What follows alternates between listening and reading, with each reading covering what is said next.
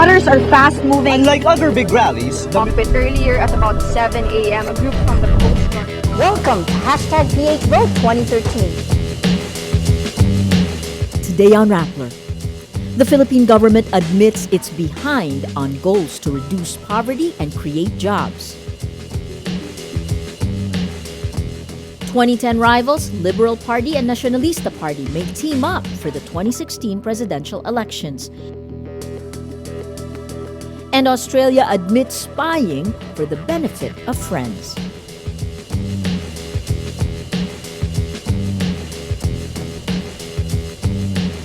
Hello, I'm Maria Ressa. Welcome to Rappler, your social news network. The government says it's on track to achieve its economic goals, but it's falling behind on its social goals, like reducing poverty and creating enough jobs.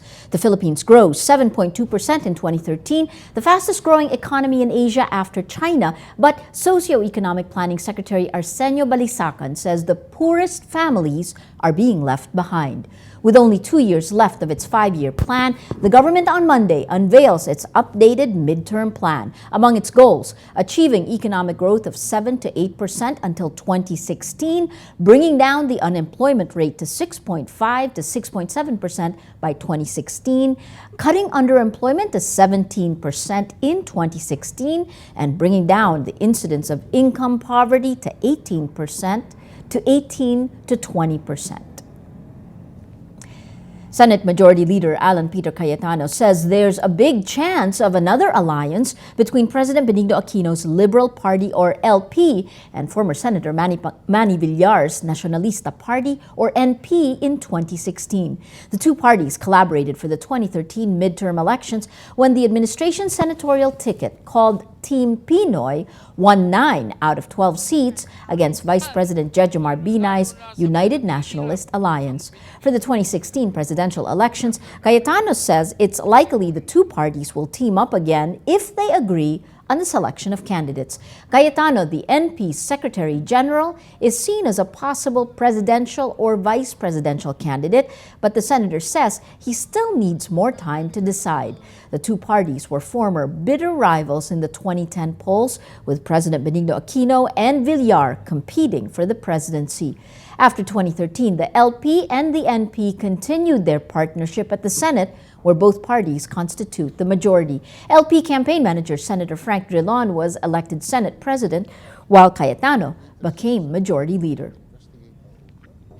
All for show. That's what Senator Sonny Trillanes says of the testimony of pork barrel scam witness Ruby Tuason. Trillanes accuses Senate Minority Leader Juan Ponce Enrile of funding and supporting Tuason's testimony to sabotage the pork barrel case.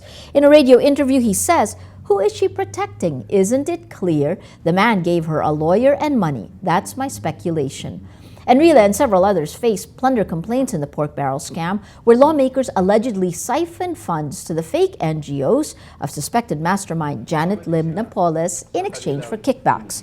Trillanes' remarks come after Tuason said in a Senate hearing that she was not aware if Enrile knew she gave kickbacks to his former chief of staff, Gigi Reyes.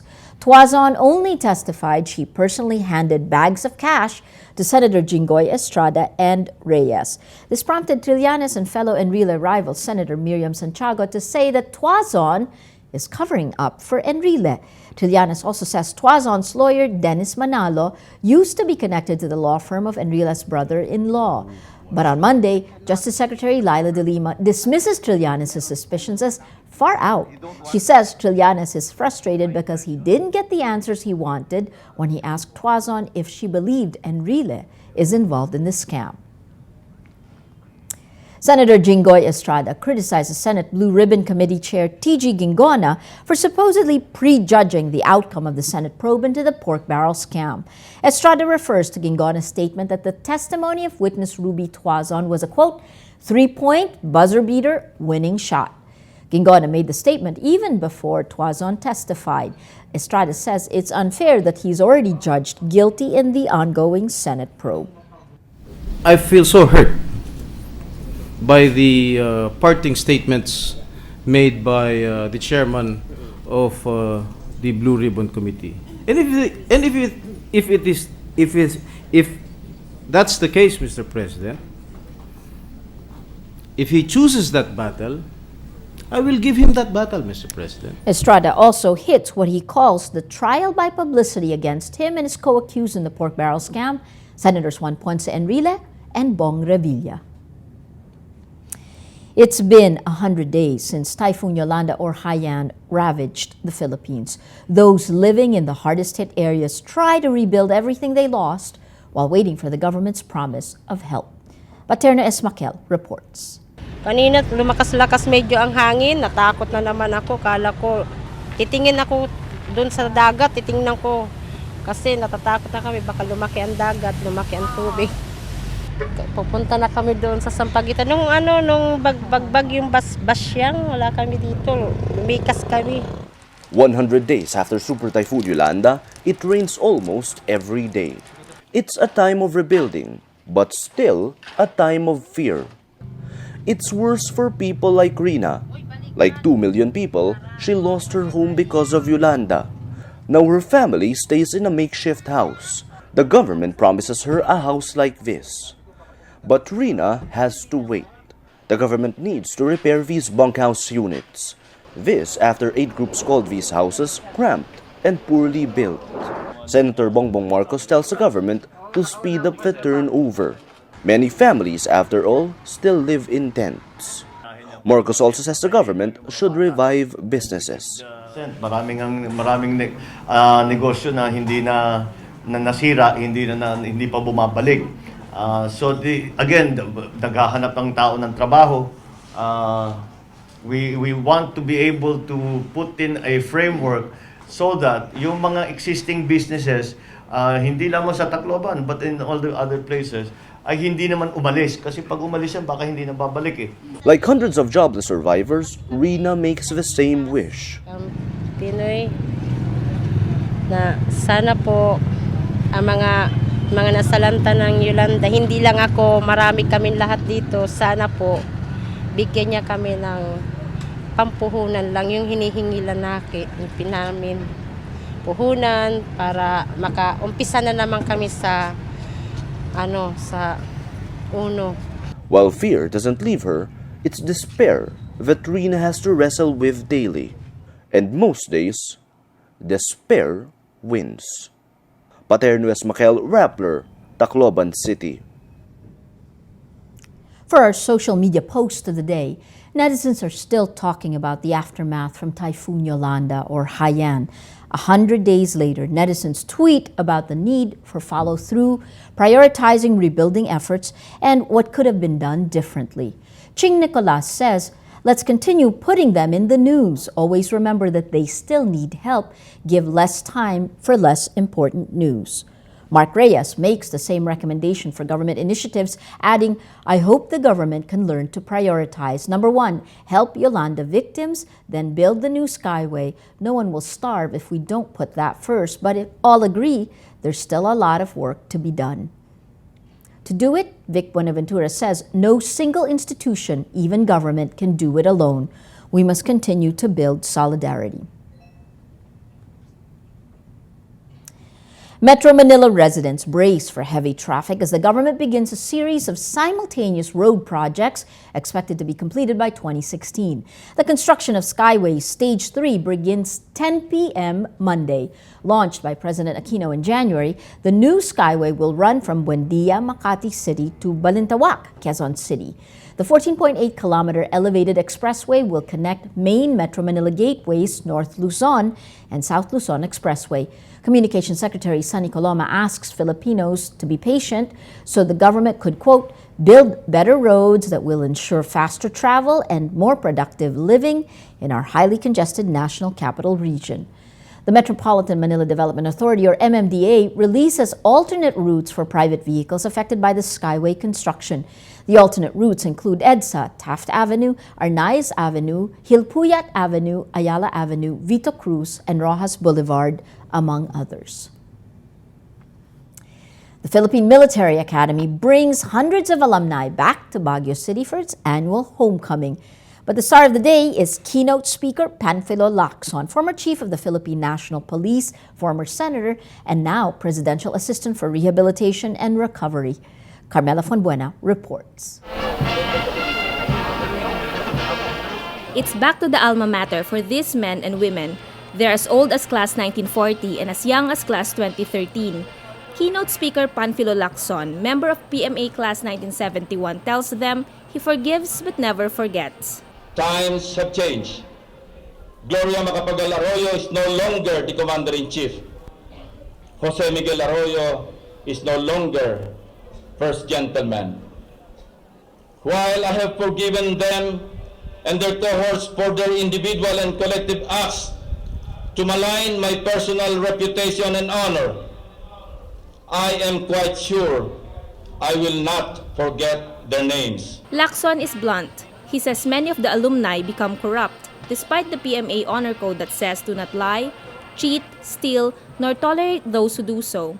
Every single day of our lives after graduation becomes a test of endurance, not of physical, but of our moral strength. There is no better feeling than one of self-respect, dignity, and pride that our beloved alma mater so arduously taught us for the 4 most difficult yet memorable years of our lives.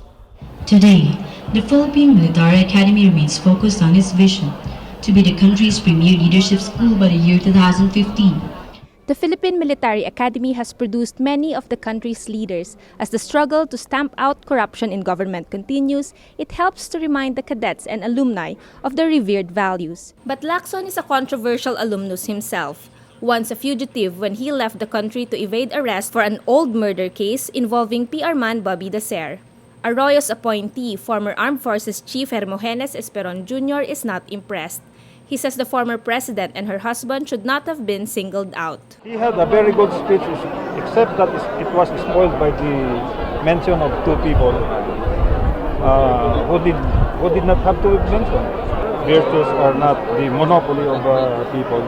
2 years before the presidential elections, the rumored 2016 presidential hopeful is back in the limelight. Lacson's new post is a chance to prove he can do better than the much-criticized ground commander for Yolanda's aftermath, Interior Secretary Mar Rojas. Rojas, whose presidential ambition is a well-known fact, also attended the event as adopted member of PMA Class 1984. Sir, for 2016, may plano na po kayo. Sir, plan na lang ng... Happy Valentine's! Wala, hindi ko naisip ng 2016. I'm colorblind to politics. Sabi ko nga, puro Yolanda nasa isip ko. Most candidates with presidential ambitions eventually find their way to Baguio City this time of the year. They all know that a supportive military, or at least one that will not interfere, is crucial to winning and staying in power. Carmela Fonbuena, Rappler, Baguio City. Let's now look at Rappler's Wrap for today, a list of the 10 most important events around the world you shouldn't miss.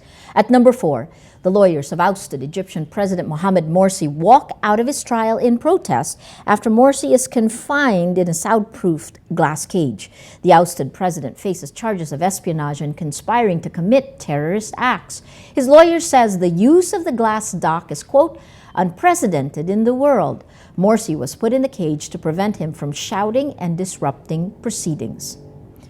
At number 5, Australian Prime Minister Tony Abbott defends his government's use of intelligence materials, saying they did not spy for commercial purposes and only used it for, quote, the benefit of our friends. Abbott refuses to confirm a report that said the Australian Signals Directorate eavesdropped on trade talks between the Indonesians and their U.S. lawyers and then offered information to the U.S. National Security Agency. And at number 8, a study published in the British Medical Journal says a person's mental health improves when he stops smoking. The study says those who quit smoking reported less depression, anxiety, and stress and had a more positive outlook on life. Researchers say they hope the findings would dispel misconceptions about smoking, like the common myth that smoking relieves stress. For the full top 10, visit Rappler.com's The Wrap. Every story on Rappler has a mood meter which gives you 8 emotions to choose from. Click how you feel and your vote comes down to the mood navigator in the middle of the front page. That crowdsources the mood of the day. It also gives you the top 10 stories that have affected our readers and viewers the most emotionally. These 10 stories have gotten the most number of votes on the mood meter. If you take a look today, just today at the Senate, Enrile's birthday wish for Jinggoy to be president. This was just posted a few hours ago. Interestingly, 4% annoyed. Well, you have 2% inspired, 4% annoyed, and a whopping 88% angry. Also interesting, over the weekend, we had $10,000 bonus for figure skater Michael Martinez. 5% afraid, 6% afraid, 86% happy. And the story that's gotten the most number of votes in the last 24 hours, we've seen the billboards around Metro Manila. Who is Olivia after Valentine's? The mystery remains. 7% inspired, 15% annoyed, 20% amused, and a whopping 55% say they don't care. Adding to the mood of the day, today, most people don't care. That is Rappler's newscast for today, Monday, February 17, 2014. Visit Rappler.com and watch our newscast Monday to Friday. Tell us how you feel on our mood meter and help us crowdsource the mood of the day. I'm Maria Ressa. As we say at Rappler, tomorrow begins today.